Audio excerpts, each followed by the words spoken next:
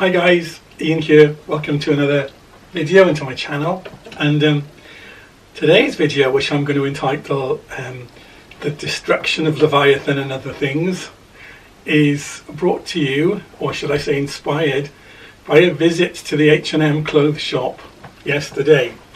I don't know if you're going to be able to see the detail from the camera being so far away, but if not, it's the picture on the green screen. I saw this t-shirt and I just had to buy it. It's a print of the painting by an artist called Gustave Dore, entitled The Destruction of Leviathan. Now, what is Leviathan? Well, biblically speaking, it is a very great sea monster. In creation there are two great monsters, gigantors, an aquatic monster, Leviathan, and a land-based monster, Behemoth. Biblically, and putting it quite simply, they are symbols of opposition to the will of God, and we see Leviathan mentioned, I think, in Job and Psalms and in the book of Isaiah, and at the end time, Leviathan is slain, and I think it says the flesh of Leviathan is fed to the righteous. Anyway, when I saw this image on a t-shirt, I thought, oh yes, got to get this. This is it's powerful symbolism. And so I stuck it on social media with a comment saying, oh, guess what I bought today, and as you do. And one of my friends, who is a very spiritual, witchy, wise kind of person, said, oh well, what is Leviathan to you? And so I thought about it, and as is the case with many symbols, they have layers of meaning. So I talked about, the biblical meaning of what I just mentioned, opposition to God. But to me personally, Leviathan was perhaps those aspects of myself which are wild and untamed, and of the animal part of me. And in the picture you can see that Leviathan is just about to be ended by the archangel with the sword. So this is a picture of end times, according to biblical text, where Leviathan is about to be slain. And to go back to my personal interpretation, if Leviathan is those chaotic, animalistic, instinctive aspects of my humanity, then the archangel would represent the higher spiritual dimension that is part of the being that I am. And I mentioned that, looking at the picture, I felt some sympathy with Leviathan, and I felt that he didn't deserve to be, or she, because in the biblical text, Leviathan is female and Behemoth is male.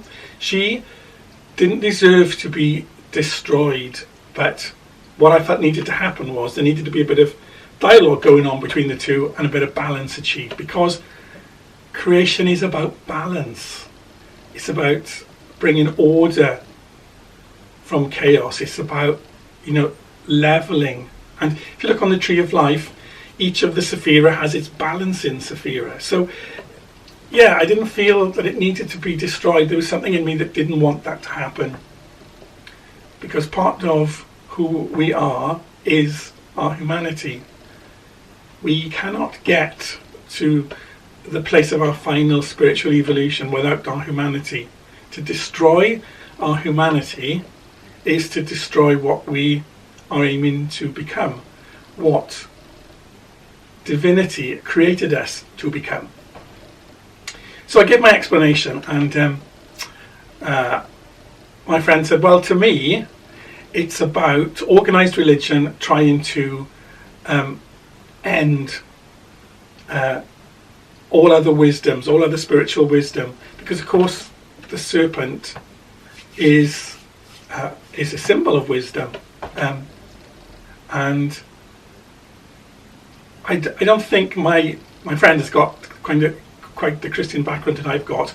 So she was able to look at it in quite a different way, which is a wonderful thing, isn't it, about symbols? They speak to us within the context of our own experience.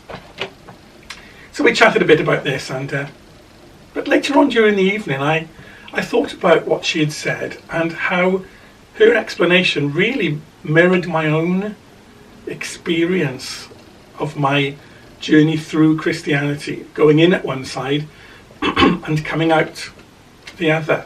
So thought I'd share a bit of that with you. Now, I became a born-again Christian when I was about 14 years of age, and very quickly my life became completely engulfed, surrounded, immersed in the church, in a Pentecostal church.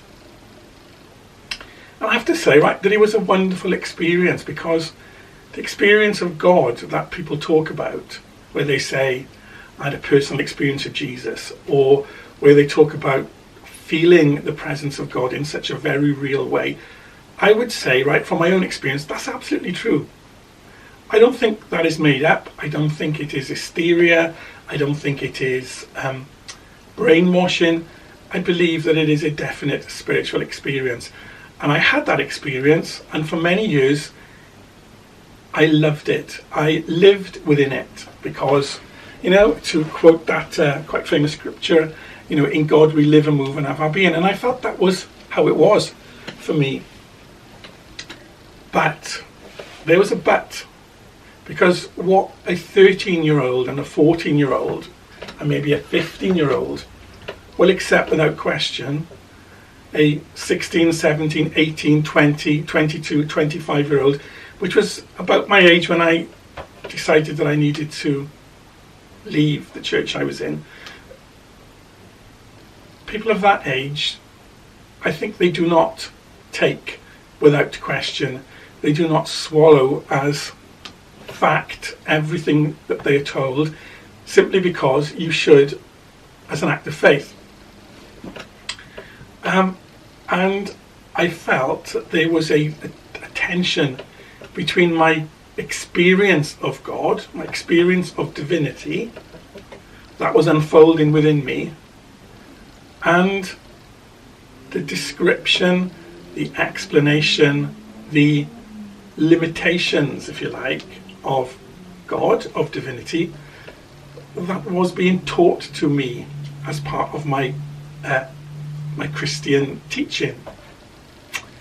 Now, what do I mean by that? Well, on the one hand, Christianity espouses that God is the supreme ultimate being, source of all life, God of gods, nothing higher, nothing beyond. The supreme source, right? Espouses that, and if you have I hate the word personal relationship, but if you have a personal experience of Jesus and of God, that is what you will experience, okay? So in the inner, you will be having an experience as much as we are able in our human state of divinity, and then yet you see and you hear and you read teachings of this amazing ultimate being having characteristics that are human. Love, yes. Anger, indecisiveness, often capricious, acting on a whim, and I have to say it, spitefulness. There are some things in the scriptures that God seems to do, which I think, as a human, well, that was a bit spiteful. That didn't have to happen. So, on the one hand, you have infinity, a being of infinity and of boundlessness, the Ein Sof of the Kabbalist, with the character of a souped-up human. And as I got older and as I delved deeper into my own spirituality, those two didn't fit. In a way, Christianity diminished my understanding and my experience of God.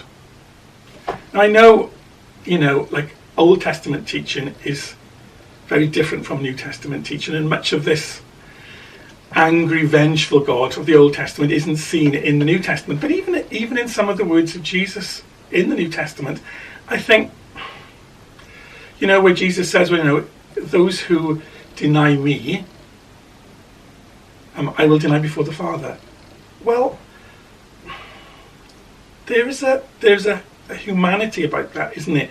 There's a tit for tatness about that, which I don't associate with the supreme being. Now, I know that we're also told, right, that we are made in the image of God. But I don't think that means that our human behavioural characteristics are mirrored in God. And if they are, that's quite sad, I think. That's quite a disappointment if the supreme being is given to the same kinds of, moods that I am. I wouldn't want that. And that is not my experience of what God is. So,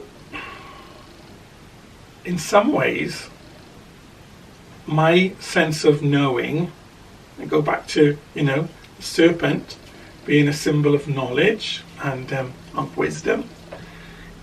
In a sense, whilst I was in the church, my sense of knowing and my own personal wisdom was becoming at odds with the teachings of the church and of the traditional representations of Scripture. So in that sense, I was becoming Leviathan, and the church was becoming the archangel with the sword. So what would have happened if I'd stayed? Well, if I'd stayed, something of my, I don't know what would have happened, but I could not stay as I was. I would either have to have changed and chopped off bits of my experience and my understanding to fit into the mould of what a Christian should be, or what a traditionalist Christian should be. And I feel part of me would have died. Part of my spiritual self would have died. The Leviathan in me would have been slain by the archangel with the sword.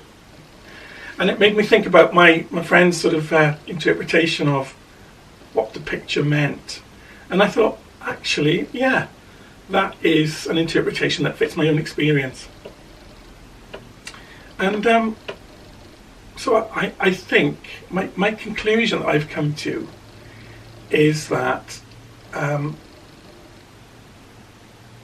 our revelation of God has always got to be personal. We can't have a revelation given to us by someone else. We can be led to a certain point, I suppose, but we can't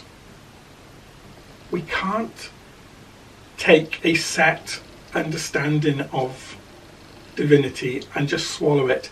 We have to build it ourselves within ourselves. Yes, so spirituality, very personal.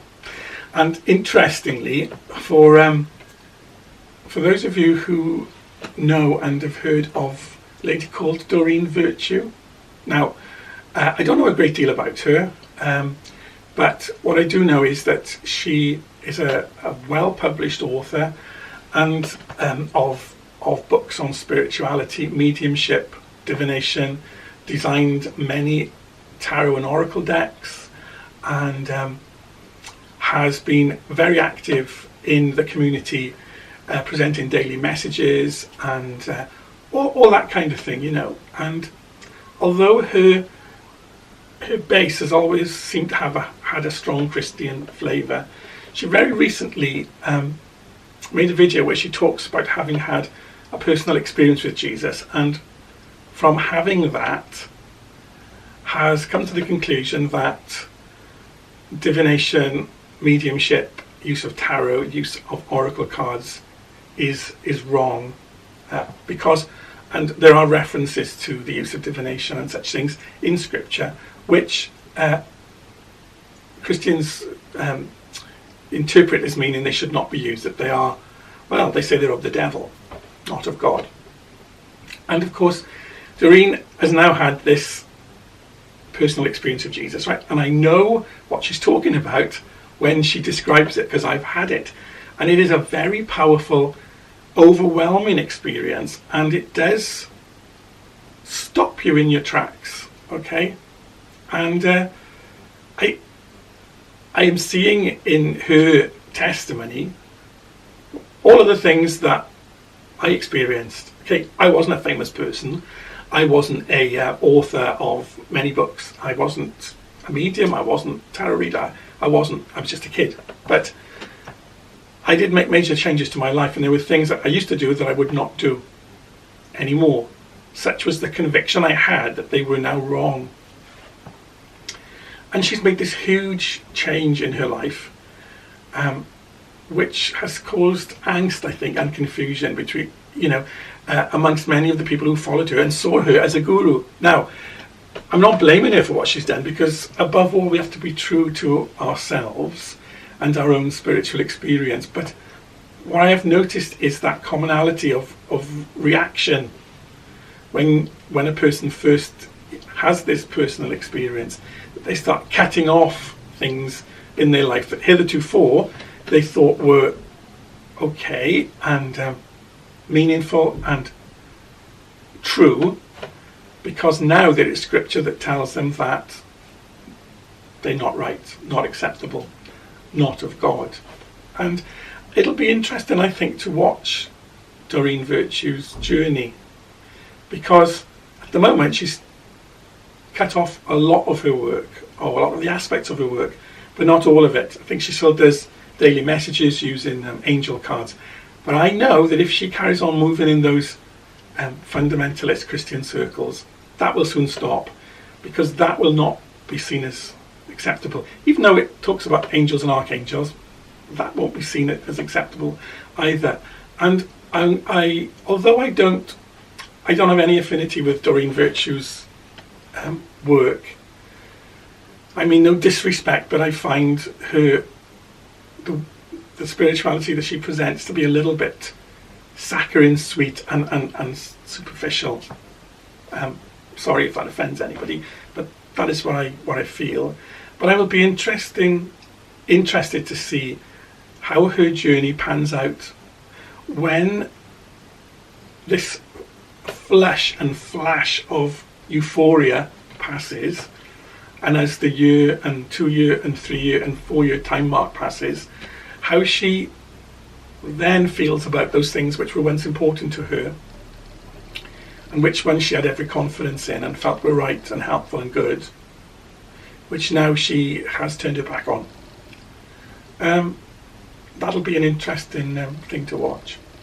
Anyway, that's what I wanted to say, really, and I think I've said everything I needed to. So I'm going to leave you guys now, and I will see you all again soon. Thanks for watching, and watch how you go. Bye for now.